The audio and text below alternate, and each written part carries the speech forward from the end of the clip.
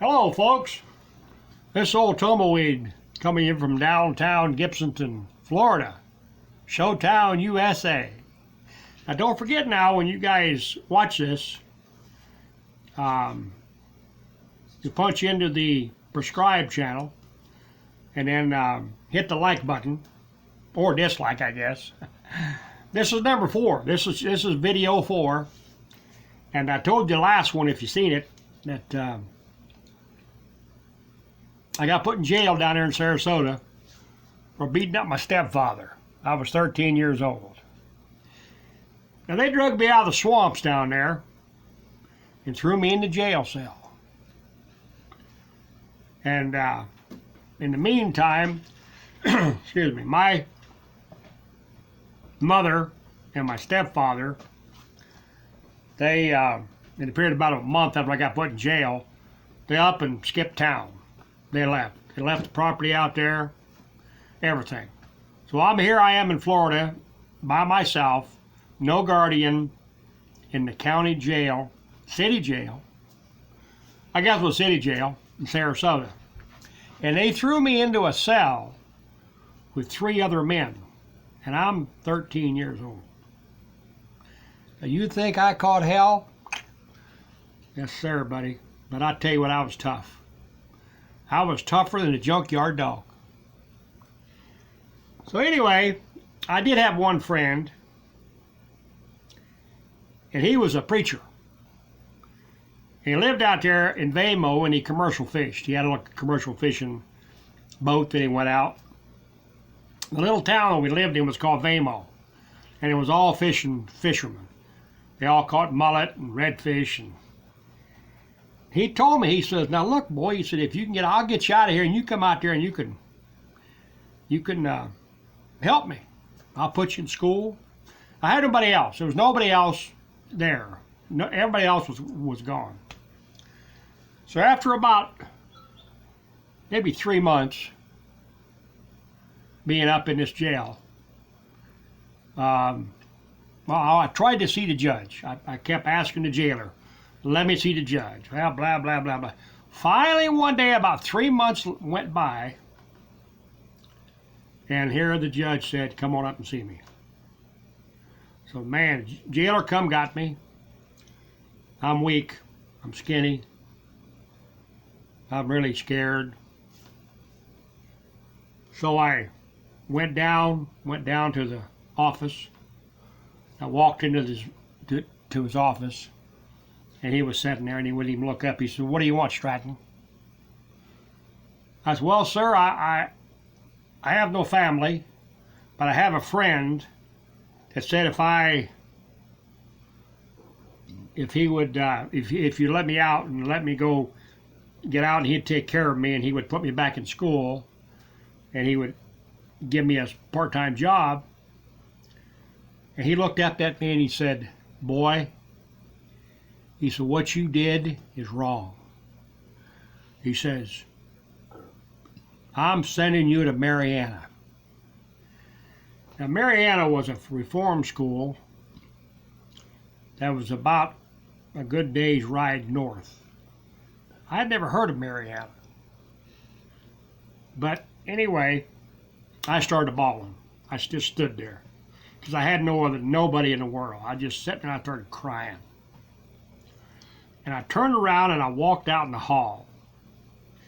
Now, the year was 1958, and Florida had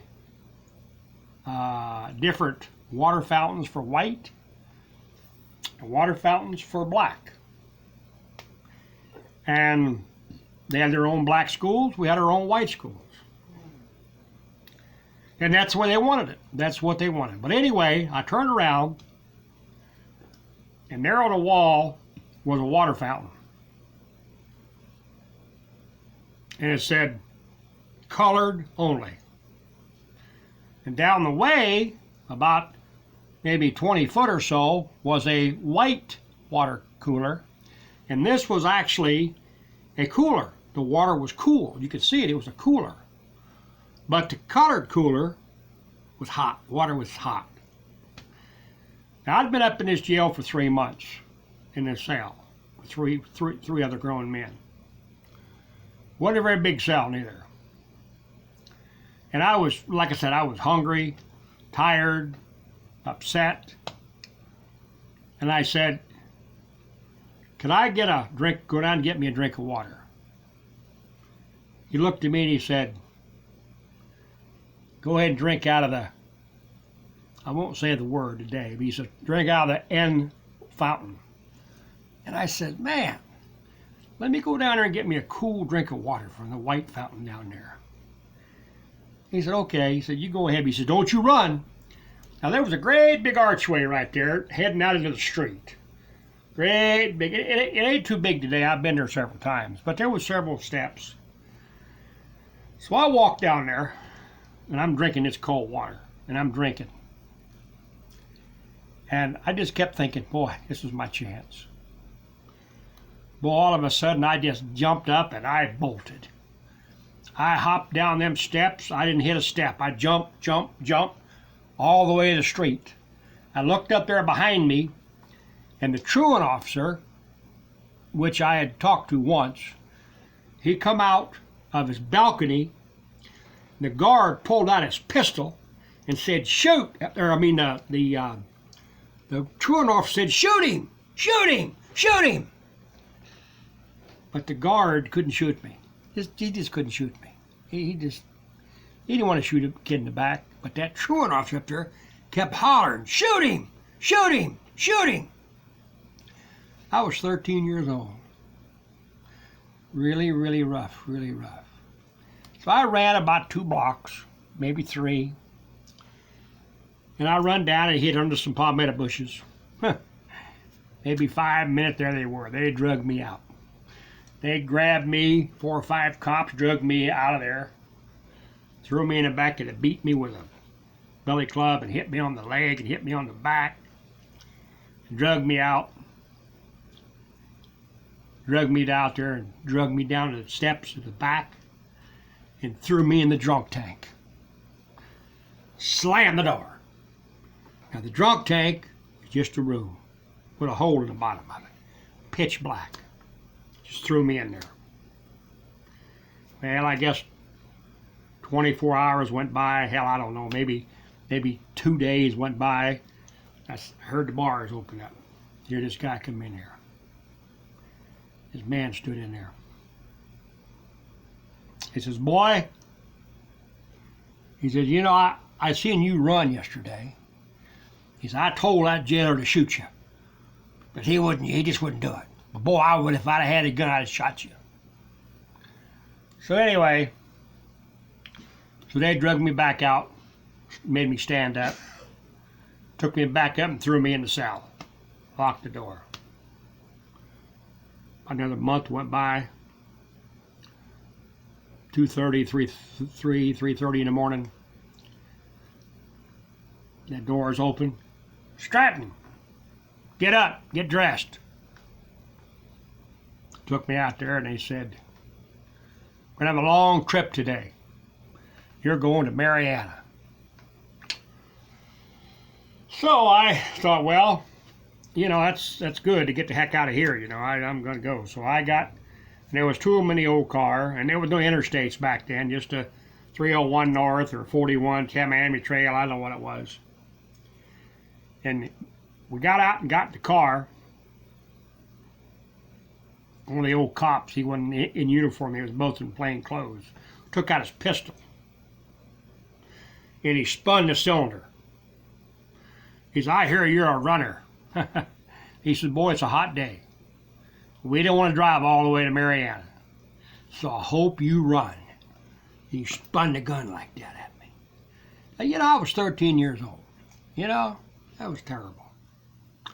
But we made the long trip. We stopped once at the restaurant halfway up there. And the bathroom was out back. And I was scared to death. I mean, I was scared to death. "Can I go use the bathroom?" He said, "Yeah, go ahead." So I walked around. I was scared. I wasn't going to run. I knew better. That guy scared me to death. So we got to Mariana, all along about dark, I remember. We pulled into this beautiful campus Man, there was big giant pecan trees and a beautiful church. There was boys out there marching like is in the army. And anyway, I thought, boy, what a beautiful place this is. The lawn was all mowed. All had big, nice cottages. I said, wow, man, what a place. But folks, let me tell you, it was something from hell. Something from hell. Yes, she wants me to cut the video off because now, you know how I got to Mariana. Why I got to Mariana. For the next video, and don't forget now, folks, punch in the like button and subscribe to my video. See you again, this old Tumbleweed from downtown Gibsonton, Showtown, USA. So long.